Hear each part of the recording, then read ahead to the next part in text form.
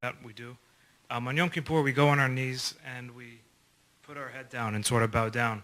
Why is that still allowed? Our fellow brothers and sisters are doing that when they pray 5 times a day. So it's like... Well, there's certain things that we're not going to stop doing because the non-Jews do. It depends how important it is. Putting your hands up is not it's not a law. It's not a thing that was that widespread and that important for us to do. But bowing down in front of Hashem, that is something very, very important, and was done much more in the Holy Temple than it is today. So once a year we do that on Kippur. When Rosh Hashanah we do it once, and we do it 4 times on Kippur, because that's showing that we're totally subordinate ourselves, got down to God. Our whole body we bow down to Him, all the way down on our knees and hands and knees, to show to Hashem we are subordinate ourselves and we are machnia, and showing our humility to God. So that's something very important for us to do. But one thing we have to keep in mind, that in the time of the Avos of Abraham, Isaac, and Jacob, they used to bow down on the stone that represented whatever it was, and that we stopped doing because the idol worshippers started bowing down on stones, and therefore we stopped doing it, bowing on stone.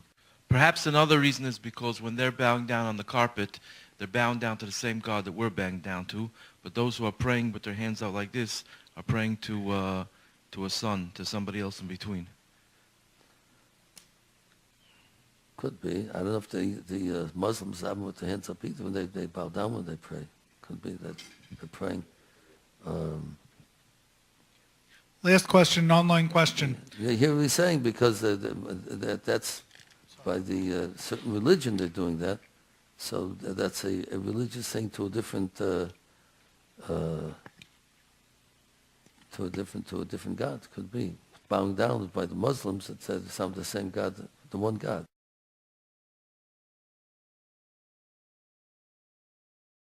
Which comes out on Sunday morning.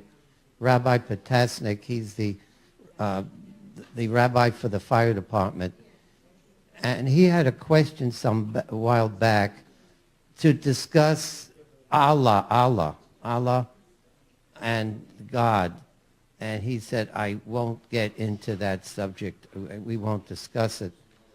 The Muslims believe in Allah, but Rabbi Potasnik would not compare anything. Would you care to mention anything? Yeah, when I did before, I'll do now also. Allah is taken from the name from Elikah.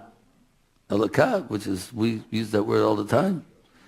We have the same God as the Arabs. We believe in the same God, one God.